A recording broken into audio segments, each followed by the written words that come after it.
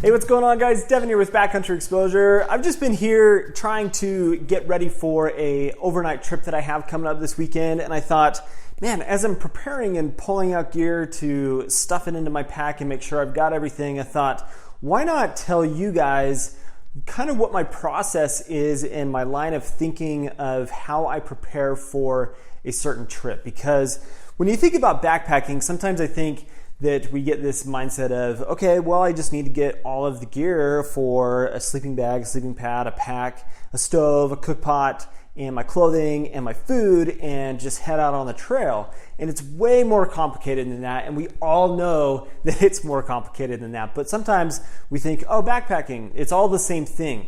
But in so many ways, that is not the case. And this weekend's overnight trip is a good example of that not being the case, because I'm doing a very different style of backpacking trip than what a lot of people do, or what is a normal type of trip for somebody to do, particularly during the summer or during 3 seasons. So right now it is late fall. It is not quite winter, so I'm not calling this a winter trip, but maybe just a cold weather backpacking trip. And it's going to consist of this bad boy right here, a wood stove, and this massive tent. This guy right here. This is the Luxe Hiking Gear Twin Peak. And you might be wondering, like, what the heck are you doing with such a big tent? But that is the reason that I wanted to talk about this, because I could be taking any one of these shelters here with me, but it's all about the experience that I want to have in the backcountry.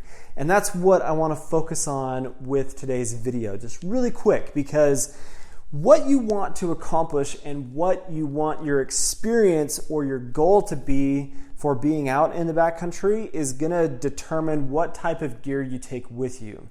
Part of that is the season, but a lot of it is, this is the experience that I want to have. If it's a more casual type of backpacking experience, then I can do things a lot differently than if I have a very specific goal of, I'm going to through hike this, or I'm going to section hike this long section of trail, or I'm going to do this big loop in this wilderness area, and I need to have as minimal backpacking gear supplies as possible, and just all of those things that I don't think we always tend to think about when it comes to backpacking. So let's talk about how I am kind of creating this gear list for this cold weather, 4-season, snow type of backpacking trip that I'm going on.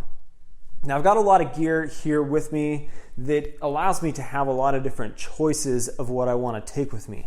But the thing about it is, just because I've got like a 32-degree bag here, that's not going to be the best choice for a 4-season type of backpacking trip. Or this little tiny tarp-style tent that is not going to hold in the heat, or it's not going to be as weather resistant to heavy snow that might fall down on top of it.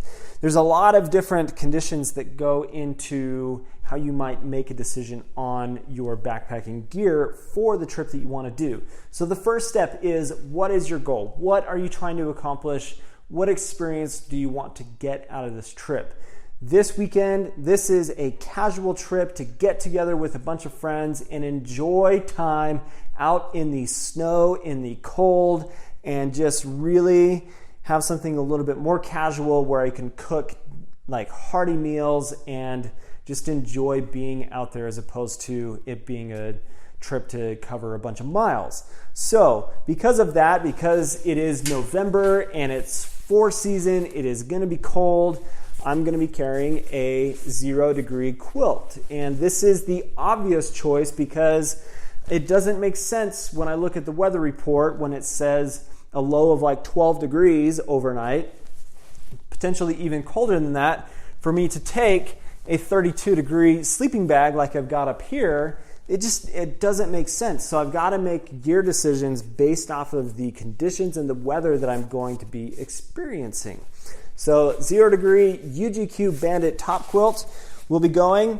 And then same kind of mindset. I'm carrying an insulated sleeping pad, in this case the Nemo Tensor Alpine, but I've got other options to be able to use as well if I don't have a pad like this to my disposal. Then I can spend a little bit of money, about $35, and I can get a closed cell foam pad that I can add to, for example, like the Thermarest Uberlight pad. If I put this underneath the lower R value sleeping pad, then I've just increased the amount of R value for my sleeping system, and I can make this a 4-season type of setup. But if you are like me and you are a gear-aholic, then I'm going to have a 4-season pad available to me, and this is what I'm going to use to make sure that I'm good and comfortable for the trip that I'm going on. Now, because this is not a type of trip where I'm covering a bunch of miles and I'm doing things a lot differently than I would if I was doing just like a desert trip or trying to cover as many miles as possible, this trip is about enjoying good food, being out with company, and just enjoying the one area that I'm going to be in. So I'm carrying kind of a redundant system here, but I've got an axe that is going to allow me to process firewood, and I've got a saw to be able to help with that as well. And then for smaller tasks, I've got this style of Mora knife that is going to be used rather than if I just want to carry something really simple for backpacking, like my Benchmade Mini Griptilian. And the whole concept of carrying these items for this trip, because I wouldn't normally carry an axe with me. This is heavy and bulky and is not something that you would ever really carry on a trip unless you are using it for a specific purpose. And that is to be able to process firewood, to be able to feed the wood stove that I'm carrying.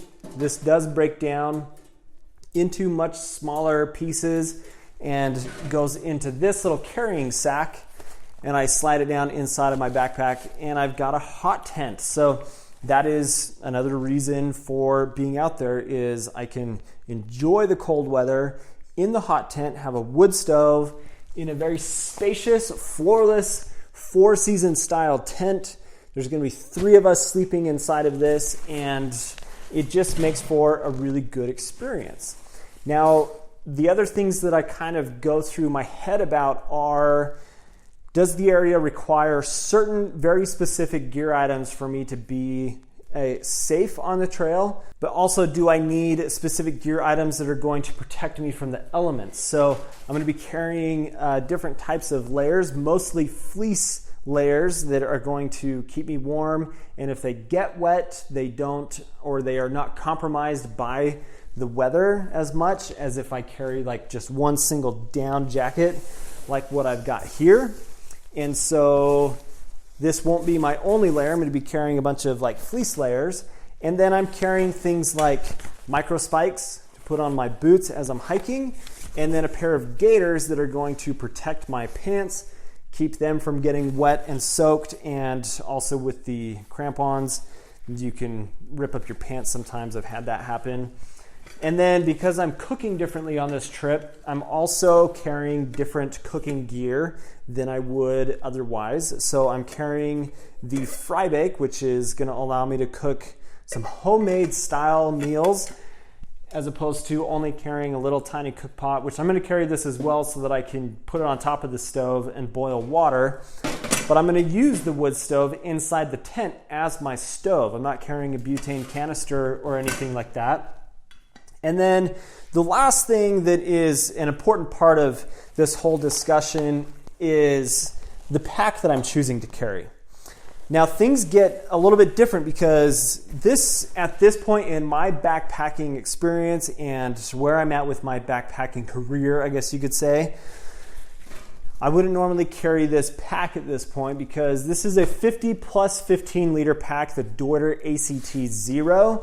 And the reason I'm carrying this pack as opposed to this one you see here on the wall, my like Waymark light 50 liter, same liter capacity, but this is a frameless pack and this is not. And you can see that because I'm carrying this wood stove, which with the chimney pipe is about 4 pounds of total weight.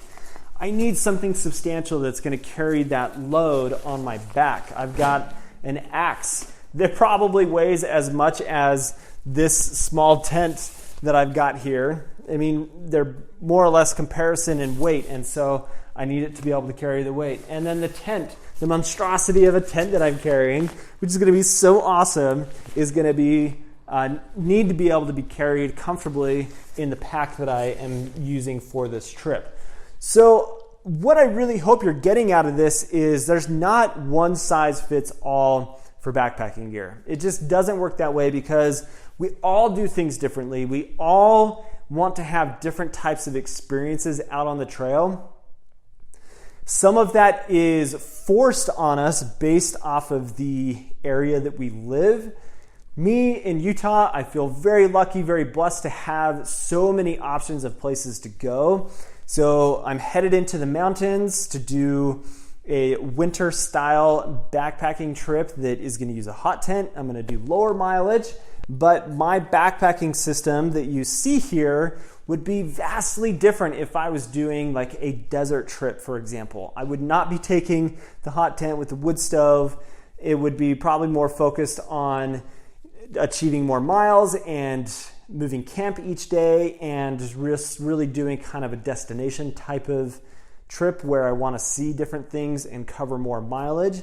And I could still do that in the winter and carry the 0 degree sleeping bag because I would need it, but I'm not going to carry an axe, I'm not going to carry a saw or a big knife, and my layers might be different. So there's just a lot of things to take into consideration.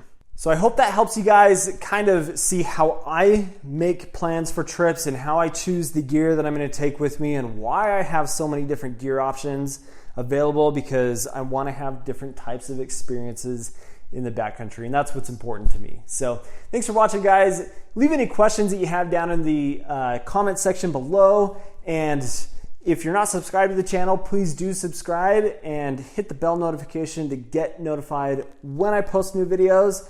I hope you guys have an awesome day. We'll see you out on the trail with this amazing system of gear, and I'm so excited about it. So we'll catch you on the next video. See you guys.